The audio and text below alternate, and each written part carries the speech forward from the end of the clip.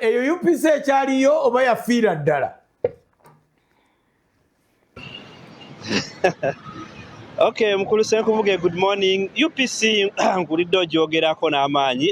UPC ekyaliyo wadde nga waliwoko amaanyi nti maanyi matono nnyo naye nga abagiwagira bo webalera omwegezi waayo ntera nnyo okubeera naye wano omukulu Hakim Watenyere okujjako nabo beeyawulamuuko abakena n'abalala batamuwagira so naye nga abamuwagira webali waliwo ne mmeeya ow'e wa UPC naye ate ye ekyenjawulo kyalina nti yayitamu n'ekifaananyi kimu kyokka yakubusa posita emu yokka gye yatimba mu kitundu kino naye ate n'asobola okuba nti yayitamu ku bwa mmeeya ow'e Town Council.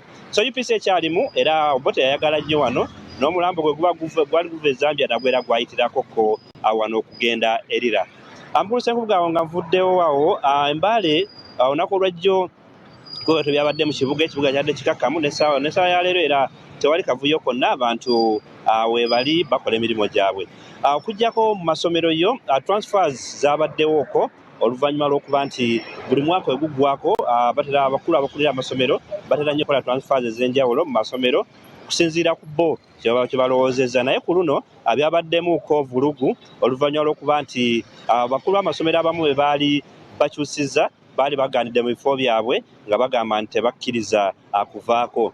Ensonga gye bawa nga bagamba nti committees oba PTAs ez'amasomero zino ez'abazadde zaali zibaganye okuba nga zivaako. Essomero emu ku ddyo lyali erya Wanyera Police Barracks, essomero linakolerako nti eryasinga okulabika nti likola bulungi wano mu Mbale bakyusa administration waayo n'erya Nabuyonga nalyo era ne bakyusa. So Kalumanywera ekyali wano ku Nabuyonga Primary School yo headmistress abatwala Church of Uganda essomero lino kwe lisangibwa bagamba nti tebakkiriza headmistress ono kuvaako kuba aperforminze bulungi nnyo nga n'olwekyo tebakkirizaganya kuba nti avaako.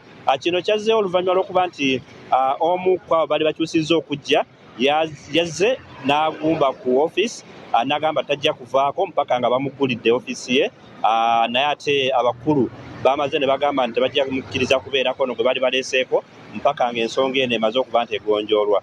Ye ow'administration yali ku Wanyera Primary Police Barracks ye yakkiriza n'avaako naye ate ono ye Nabuyonga akyaliko. City Council batudde okusinziira ku mwogezi wa City Council mukulu James Luusi agamba nti batudde n'olukiiko olwa PTA olutwala Church of Uganda n'essomero lino ne bagamba bajjira bamulekako ono omukyala basobole okuba nga ye Grace Kabona basobole okuba nga beetegereza embeera eno ey'okuba nti bamukyusa. Naye ono munne bwe baali bakyusizza omukyala Irene okuva Joloto Primary ye yazze n'agumba ku office zino n'agamba naye tajja vaako kuba ye ebbaluwa yagifuna nga yakujja kubeera ku Nabuyonga Primary.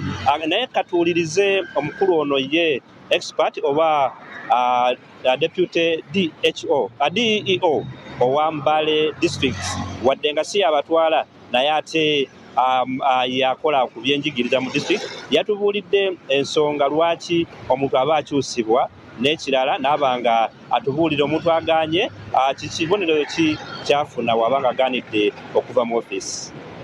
Mukulu Sam Kawuka kannyonnyole ku mbeera and maybe resist that one. We call it an insubordination. It is against and according to the standing orders such a staff may face punitive measures. It's not a committee. Yes, the school management committee does not have any authority whatsoever to block any staff from leaving or entering that new station. There's what we call consultation. Consultation in the Education Act doesn't mean that the Board of Governors or the School Management Committee decides. No. In most of these cases, where consultation comes in is on the issue of faith.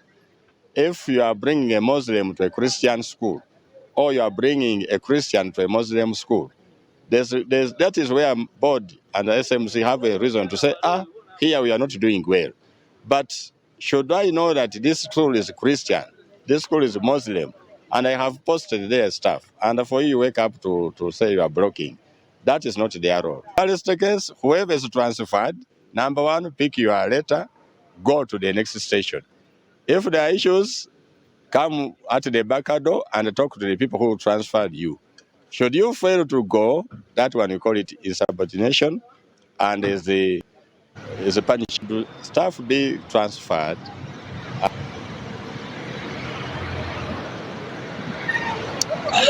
Mukulu Senkubuge oyo yatwala ebyenjigiriza mu Mbale district so si mu Mbale city naye ate yabadde atuwa ku bukugu bwe ku ngeri ebintu bino gye bitambulamu naddala ebyokutuusibwa mu masomero.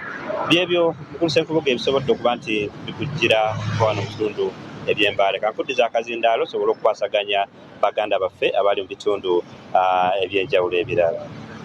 Download the Salt Media app from the Google Play Store and the Apple App Store.